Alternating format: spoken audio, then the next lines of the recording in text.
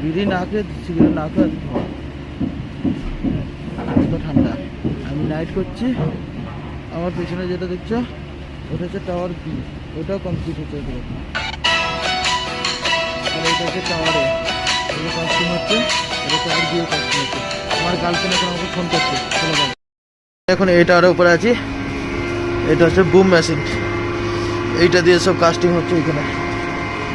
বুমে করে মাল ঢালছে, ঠিক আছে। আর এখানে বৃষ্টি হচ্ছে, এখন 4 ডিগ্রি সেলসিয়াস, এর মধ্যে আবার বৃষ্টি হচ্ছে। তার মানে ভাবো কি অবস্থা। গেছে খতম, সব খতম, টাটা ভাই। সব টাওয়ারে শুধু এখন ধাও ধাও করে আগুন জ্বলছে, এত ঠান্ডা। উফ কি ঠান্ডা ভাই।